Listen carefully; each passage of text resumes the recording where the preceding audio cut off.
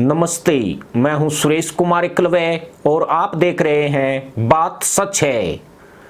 चीन पर चढ़ी शनि की ढैया ने अपना असर दिखाना शुरू कर दिया है। इस वक्त चीन चारों तरफ से घिरा हुआ है। अमेरिका समेत पश्चिमी और यूरोपीय देश रूस का समर्थन करने का आरोप लगाकर उसके खिलाफ कड़ा रुख अख्तियार कर रहे हैं।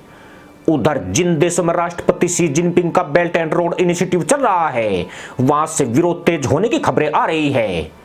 पाकिस्तान में चीनी नागरिकों पर लगातार हमले बढ़ रहे हैं, जबकि नेपाल और बांग्लादेश में चीनी प्रोजेक्ट से तौबा की जा रही है।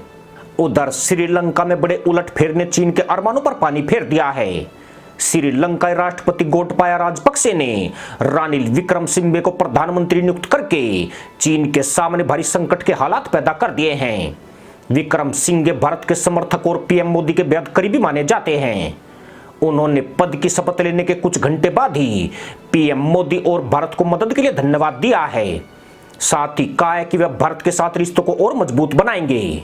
आपको बता दें कि आर्थिक संकट से जूझ रहे श्रीलंका को भारत अब तक $3 अरब का कर्ज दे चुका है। यह भारत द्वारा इतनी कम अवधि में किसी देश को दी गई बहुत बड़ी मदद है। इस मदद के मिलने से श्रीलंका को काफी राहत मिली है। रानिल विक्रमसिंघे की ताजपोशी से चीन अवाक रह गया है। विक्रमसिंघे की पार्टी की संसद में एक ही सीट है, लेकिन उसके बावजूद उन्हें श्रीलंका का प्रधानमंत्री बना दिया गया है। दरअसल यह हैरानी सिर्फ चीन को ही नहीं है, बल्कि कई देश ऐसा समझ रहे हैं कि कोलंबो में यह बदलाव नई दिल्ली के इशारे पर हुआ है। हालांकि भारत की तरफ से पहले ही साफ किया जा चुका है कि वह श्रीलंका या अन्य किसी देश की राजनीति में हस्तक्षेप नहीं करता है। पीएम महिंदा राजपक्से और राष्ट्रपति गोटबाया राजपक्से दोनों ही चीन के चेले बनकर श्रीलंका की लंका लगा रहे थे। इस द्वीपीय देश में भारत के खिलाफ माहौल बनाने के लिए चीन भी जमकर पैसा फूंक रहा था, मगर भारत ने संकट के समय श्रीलंका की मदद करके उस्ताद चेलों के सारे इरादे मिट्टी में मिला दिए हैं। पूर्व प्रधानमंत्री और राष्ट्रपति दोनों की जान अब खतरे में पड़ी हुई है। उन्हें सेना की छत्र छाया में रहकर छुपकर रहना पड़ रहा है, जबकि श्रीलंकाई सेना भी भारत के ज्यादा करीब मानी जाती है। यानी गोटबाया राजपक्से अब वही भोपू बजाएंगे जिसे सेना भी सुनना चाहेगी और किसी और को भी यह सुहाएगा।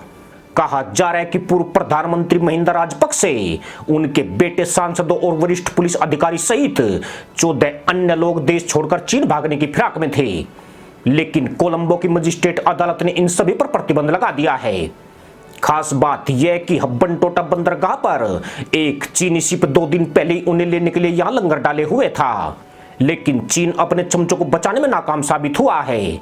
चीन की यह साजिश कैसे लीक हुई है, अब इस पर भी तरह तरह के क्यास लगाए जा रहे हैं। रानिल विक्रमसिंघे पूरी तरह आश्वस्त हैं कि अब भारत के सहयोग से वे श्रीलंका के हालात नियंत्रण में कर लेंगे। उनकी ताजपोशी के बाद श्रीलंका शांत होता भी दिखाई दे रहा है। खुद विक्रमसिंघे ने भी यह घोषणा कर दी है कि वे राजपक्से परिवार के खिलाफ प्रदर्शनों को नहीं रोकेंगे। इसका भी एक गहरा मतलब निकाला जा रहा है, यानी चीन के इन चमचों का ऐसा हश्र होने वाला है कि वे फिर कभी देश की सत्ता तक नहीं पहुंच सके। अगर वे यहां तक पहुंच भी गए तो भारत के खिलाफ हिमाकत करने की कभी कोशिश ना करे। कभी नेपाल में भी केपी शर्मा ओली ने ऐसा ही दुस्साहस किया था। आज ओली कहां है यह कोई नहीं जानता है। इसी के साथ अनुमति दोस्तों, जय जवान, जय किसान, जय हिंद, वंदे मातरम।